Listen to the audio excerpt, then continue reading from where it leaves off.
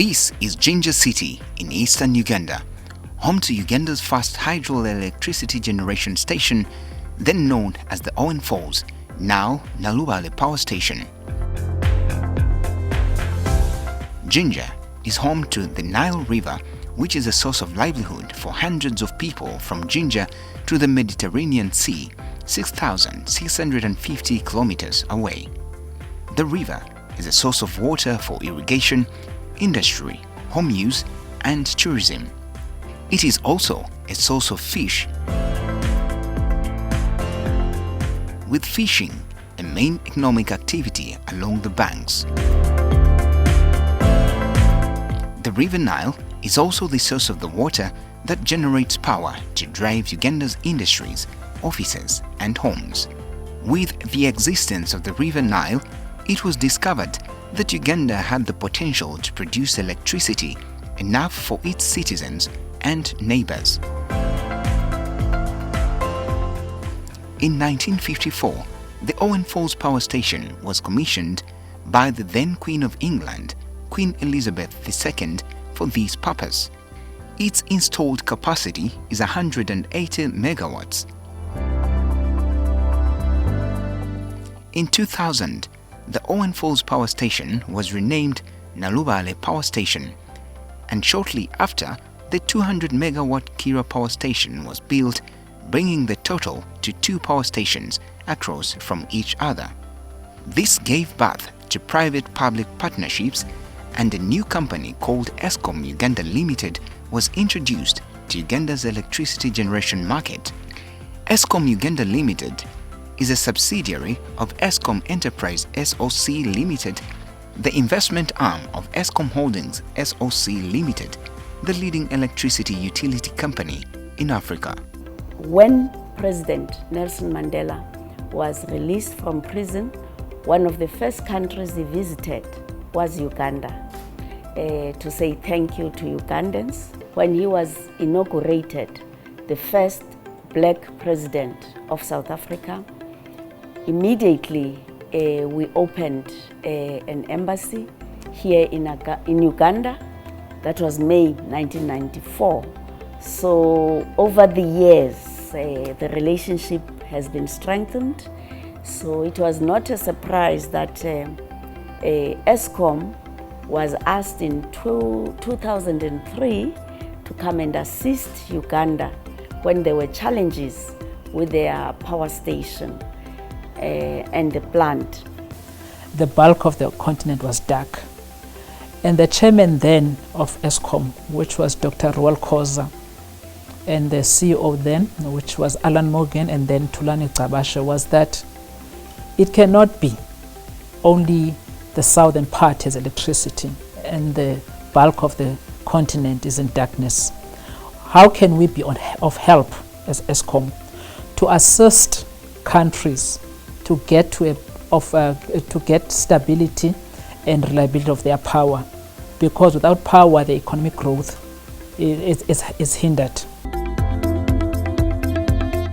Eskom Uganda was incorporated in Uganda in 2000, and it entered a 20-year concession agreement on the 1st of April 2003 to operate and maintain 2 government-owned hydropower plants, Nalubale and Kira, whose total installed capacity is 380 megawatts. When they came in 2003, the plant was not in a good state. As a result, one of my friends, who is a Ugandan, tells me that they used to have breakdowns for 3 to 4 days a week, which was a serious challenge for development and economic growth in Uganda. When we started in 2003, you would have major equipment failures, about up to 90 per year. We are talking here of equipment that is out for more than 10 hours, and we have since reduced that to about an average of a year of about 10.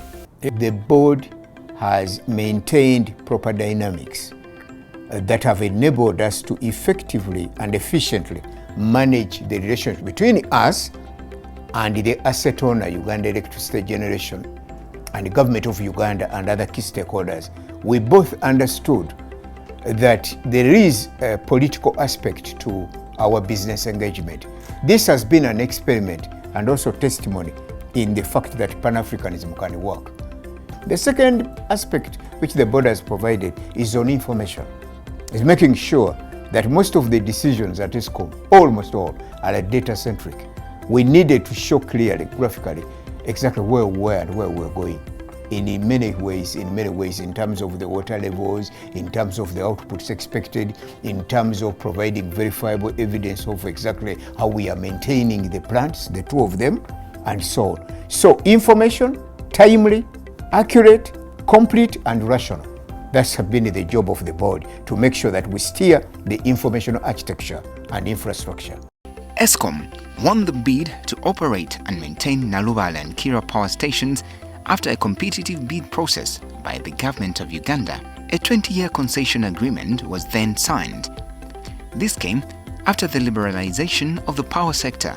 Yes, about 20 years ago, the government of Uganda enacted what we term as the Electricity Act of 1999 that triggered what we call the first generation power reforms.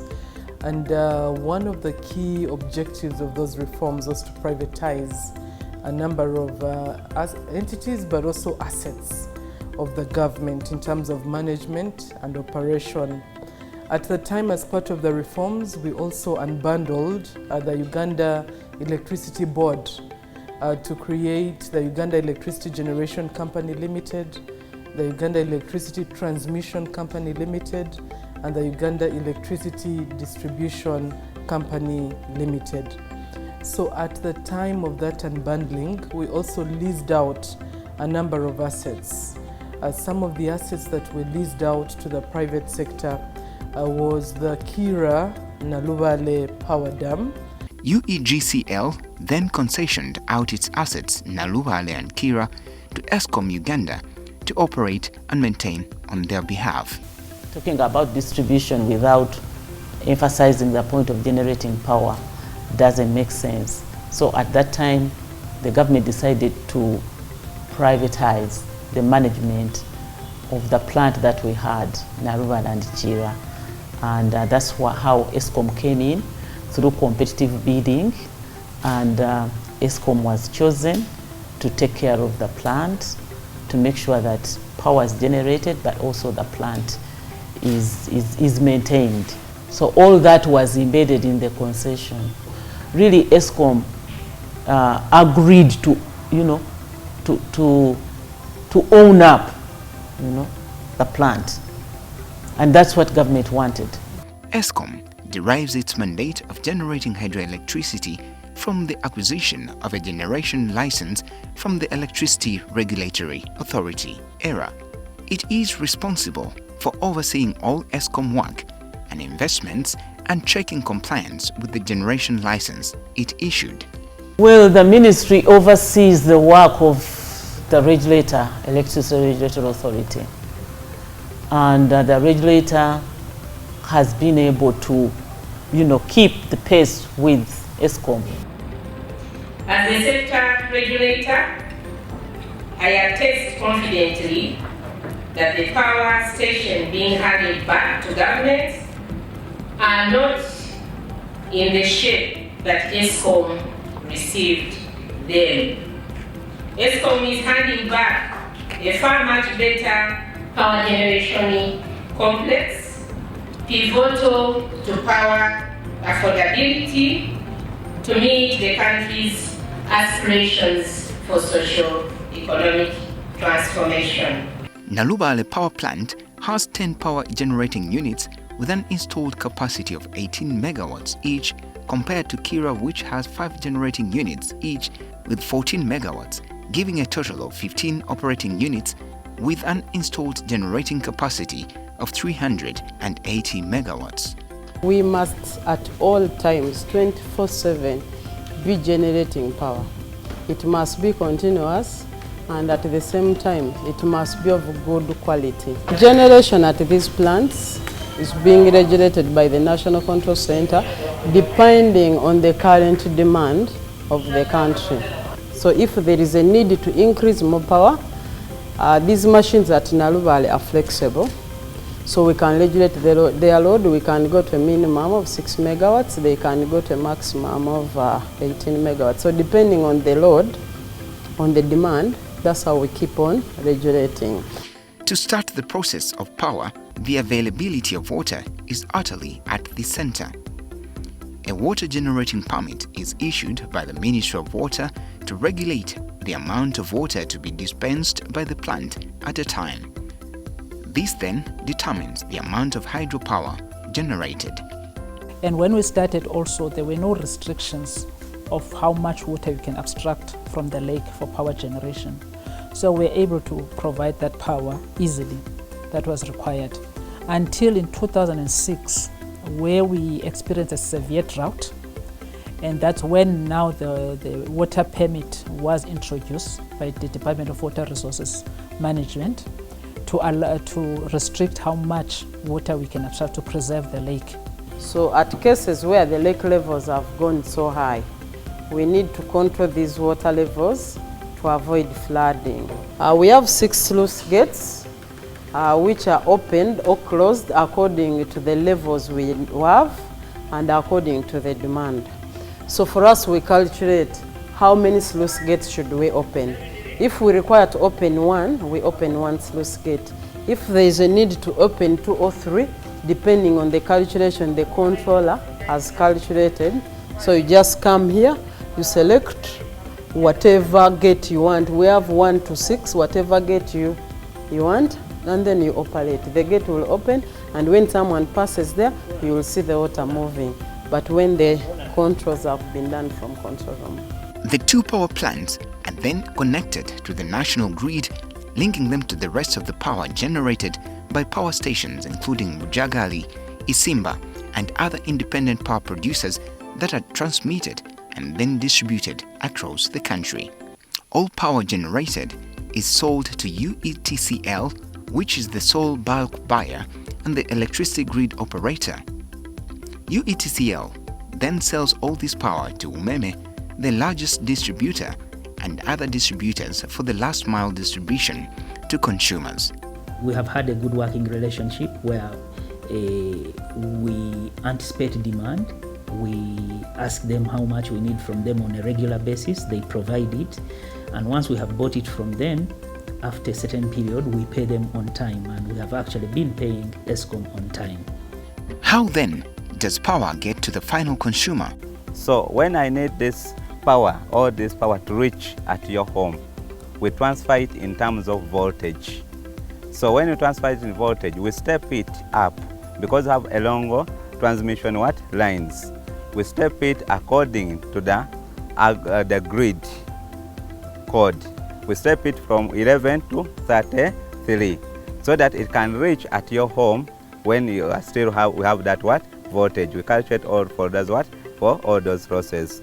So we have this substation. The importance for us of Uganda to have substations so that we can put there the transformers. These are the equipments which help us to step up the voltage, to boost the voltage, to boost so that that power electricity can reach into your home without any losses. The Uganda Electricity Transmission Company Limited, UETCL, is licensed to carry out construction, ownership, and operation of installations of the high voltage transmission of electricity in Uganda above 33 kV, and among other roles is empowered to purchase power to provide a continuous and economic supply of electricity to meet the load requirement for customers served directly or indirectly at a lowest reasonable cost.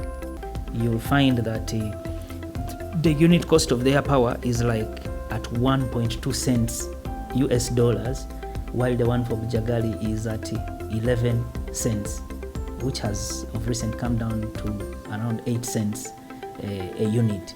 So you can clearly see in terms of cost, the contribution of Eskom's power to the end user has actually been very helpful. To fulfill its mandate, Eskom Uganda Limited has invested over 194 billion Uganda shillings, $52.9 million in both the Nalubale and Kira power station, with an additional 27 billion Uganda shillings, $6.9 million. Most of this has gone to the 68-year-old Nalubale power station in equipment upgrades and civil structure remediation, and as a result, its lifetime has now been extended for another 25 years, according to independent energy reports. Looking at the span of the various investments we have undertaken, we're talking about the transformers that we have replaced that had reached their useful life, the governors which balance the power generation that had also reached their useful life, the dam structure itself which had also developed some leakages here and there because over time, which we had to refurbish and make sure that it is sound. Replacement of the cables, the 132 kV cables, which evacuate power from the generators to the substation, and from there it is evacuated to Lugogo at a Uganda Electricity Transmission Company, which then distributes the rest of the country. And when you look at those various investments we have undertaken, by the end of this year, by the end of the year 2022, they had accumulated to 53 million US dollars. And when you compare to what we had been given as a target of 60 million, you see that we had fairly performed at around 88% of the target that the regulator had given us. Since the commissioning of Nalubale was running under a manual operating system, not until the coming of Eskom when it was upgraded to a digitalized system for both Nalubale and Kira. When this plant was beginning in the early 50s, the technology was still low. So we had everything was controlled from that big board. It's called the Mimic board. This is our Mimic board, and this is our diagram, the line diagram, that is indicating the feeders and the generators. For example, this one is called Ginger Industrial 3. Its circuit breaker is here. We have got two sets of bus bars. The reason why we have two sets of bus bars for maintenance, for redundancy. So like if you want to offload Ginger Industrial 3, you could just come here, you open the circuit breaker, you open the line isolator, you open the bus bar isolator, and then works continue. So this is the old setting. Now, as technologies go on improving a little bit, they saw that it was tiresome and the Mimic board was too congested. So now they designed another set, which is called the control desk, whereby instead of controlling most of the things from the gauge panel and the Mimic board, most of the controls were put on the control desk, whereby you could start this very unit from the control desk. You can control its excitation, you can control its water levels and everything from the control desk. And also, we brought all the alarm panel onto this control desk. So from there, as technologies were improving, we went into the SCADA system and also the joint controller. Look at, for example, this is generator 9 and 10. Everything is being viewed from here. You can see the status of the bus bar isolators, you can see the status of the circuit breaker, you can see how much load is having, you can see the system frequency just from a single view. You can do anything you want. Unit 10 at Nalubale has been undergoing a system upgrade. The unit has been inoperational since 2013 due to a malfunction. With Eskom's experienced staff, the unit has been upgraded to match world digitalized standards. So unit number 10 has been down for over 10 years. It had a couple of challenges, but Eskom Uganda Limited was able to bring together a team of young engineers, young professionals, together with contractors to see to it that we contribute to Uganda's socio-economic development by giving you yet another unit of 18 megawatts. Among the projects we have done is the governor upgrade. Right next to me, This is the governor panel that we have just commissioned, together with the excitation system and a couple of repairs that were done on the main part of the machine, which is the turbine. Among the investments is the on-site workshop that handles mechanical repairs and productions. Tusubira Samuel is the longest-serving artisan at the plant with over 19 years' experience. Part of his job is to produce machine parts that eventually save the company from millions of dollars in imported parts. Yeah, this is our raw material. It's a big plate. So what we do, we use gas by design to come out with something like this, okay? So what we do, we cut the plate according to the design given. So from there, that small part is the one which was removed from here, the rough way, okay? That big part is the one which was outside here. So from there, we use one of these machines, which is a lathe, okay, to come out with that.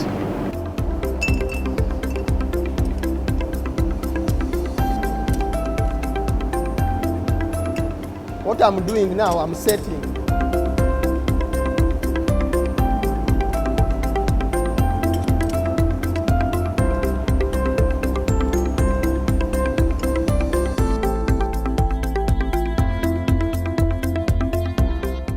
Over and around the Eskom premises and the Nalubala and Kira power plants looms a dash of a natural green environment, coupled with clear waters and a breath of fresh air.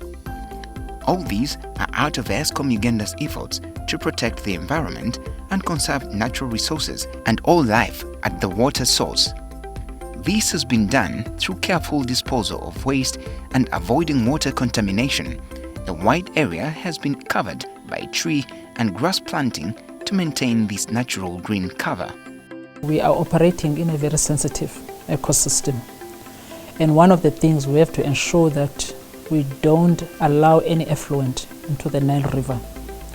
One of the projects we implemented was the oil water separator to make sure that whatever you release is the water, not the oil. Eskom Uganda Limited subscribes to the ISO 9001:2015. That is a standard that ensures that everything we do is of good quality. Our stakeholders and customers, their requirements are satisfied. That is the quality management system. And then we have the environment management system, ISO 14001, which is basically on environmental conservation, protection of pollution, among others. And then there's the ISO 45001:2018, which is purely safety management, and it's aimed at ensuring that there's no injuries that occur to workers when they're working. So I've been participating in implementing the standards, maintaining them, and carrying out an external audit that confirms that indeed Eskom Uganda Limited has implemented and maintained those ISO management systems. Skills training and enhancement for manpower has been a top priority for Eskom. Young graduates are given opportunities to train in the different fields of the energy sectors, from engineering to management. For a period of 18 months, the graduates will familiarize with the work environment at Eskom, giving their best to the company and the industry. From this arrangement, Eskom retains the creme de la creme of engineer trainees and graduates them to full-fledged engineers capable to perform at full capacity. One of the key highlights of Eskom is also in leadership development. Eskom was very key in setting up the CEO apprenticeship program, preparing future chief executives. Eskom has been at the forefront of this. Eskom has been also at the forefront of developing directors, people who are going to serve at director level. As Eskom, there was a deliberate initiative to train, especially the local-based employees. And you find that currently, if you look at by the end of last year, we're saying that over 96% of our employees were Ugandans. And that was a deliberate arrangement that started way back right from the start of the concession, where a lot of skills were imparted in our the JITs that we're taking on every year, the existing employees, secondment agreements to the Eskom group, and over time they gained the necessary technical capability and competence required to continue operating the complex. What Eskom did is three things. One, it looked at our talent, at our strengths, and started giving us ways of how to educate us, to improve on our learning. Some of them were encouraged to go for diplomas, some of them were encouraged to go for degrees, some of them were taken for exposure, some of them, the engineers, were given FAT, like those small projects you are hearing.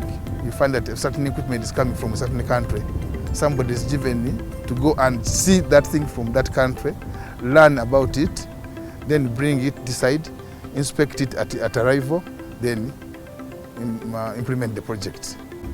And one thing, unique thing I saw with Eskom, that it has a business, it has its goals, but it encourages other people down to know what their goals. Then eventually we just dividing what are your roles towards that goal.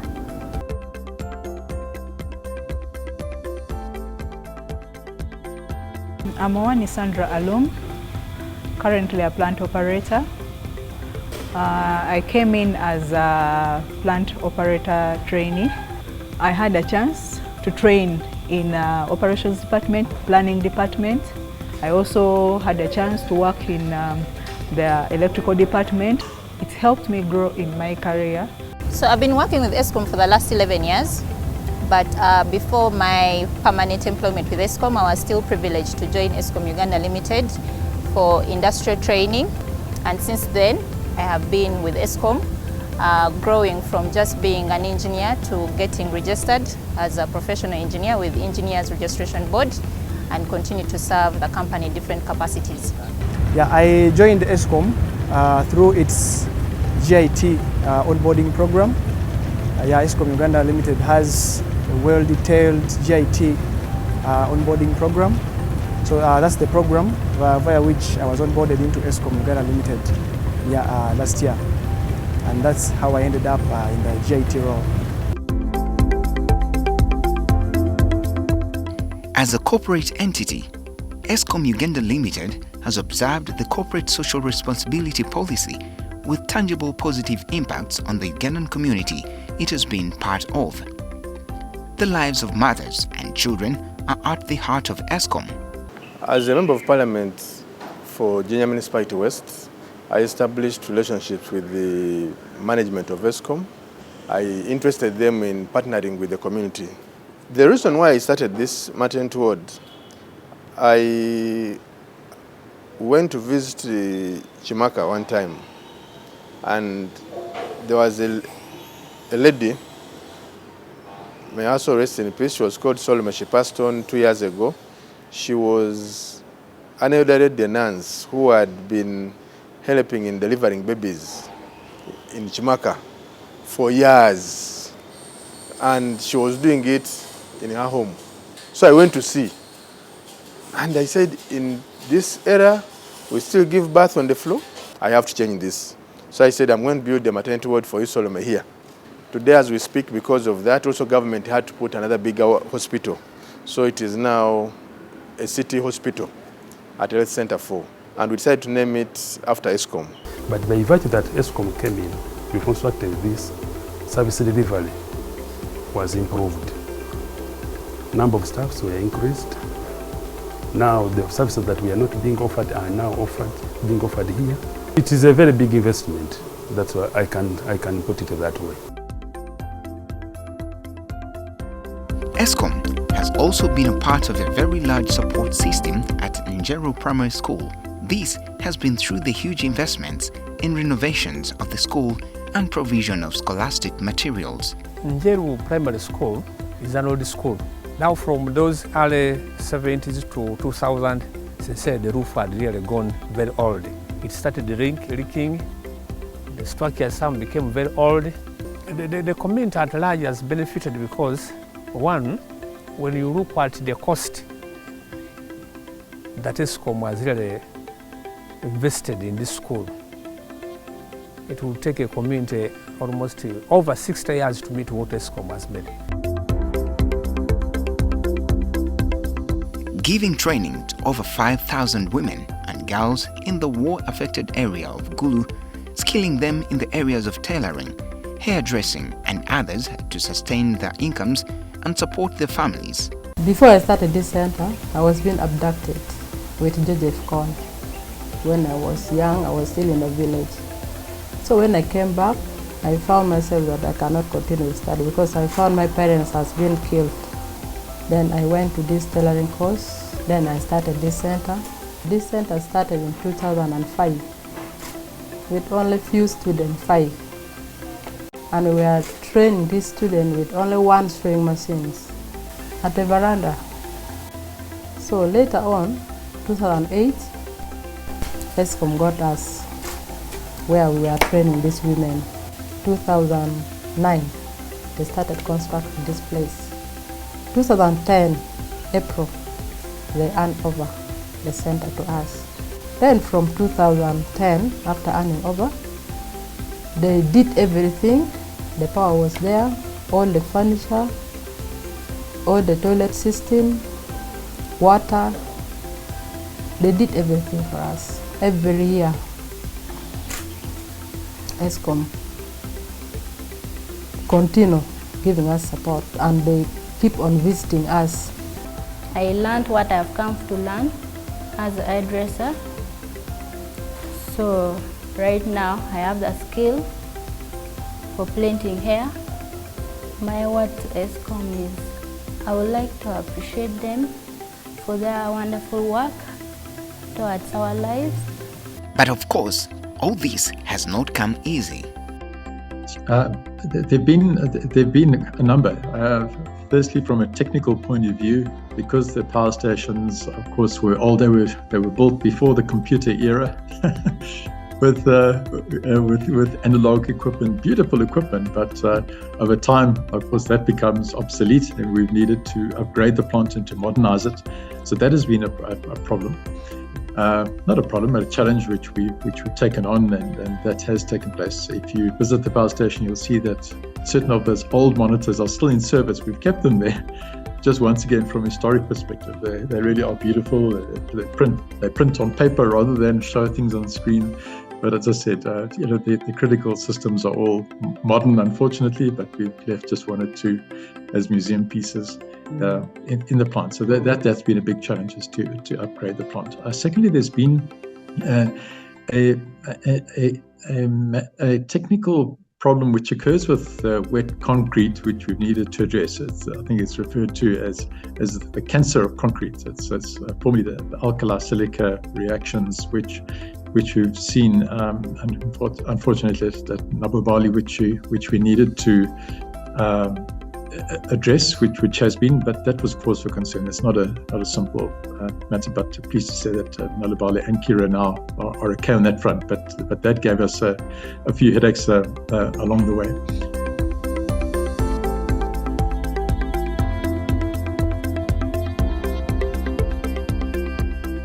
As Eskom ends its 20-year concession, it walks out with its head held high. It contributes over 30% of Uganda's electricity, with an average plant availability of 96.3% since it started running the 2 power plants. It's not been an easy task, but it's a mandate well executed and fulfilled.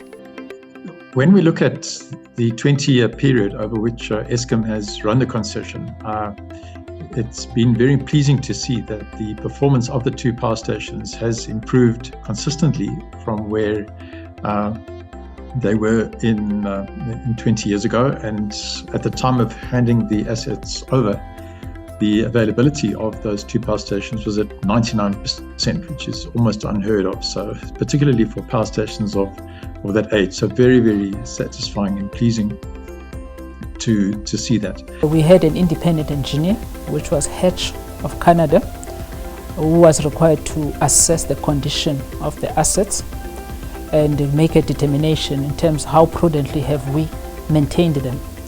And they've concluded that Eskom has operated and maintained those assets prudently. And also they estimated that these plants can still run for the next 30 years, especially Nalubale.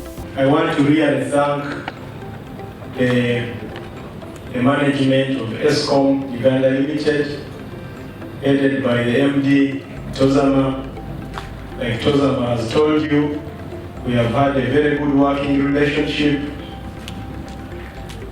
Many people are saying they have never seen a smooth transfer from the private sector to public sector. I think Uganda is going to be one of the case studies. So, Tozama, we want to thank you so much and to appreciate Eskom for the last 20 years of service they have put into this complex. Thank you, Honorable Minister. As required by the concession and assignment agreement, we would also like to extend these two documents, which is the independent engineer assessment on the condition of Nalubale and Kira Power Station, and also the environmental assessment document of Nalubale and Kira Power Stations.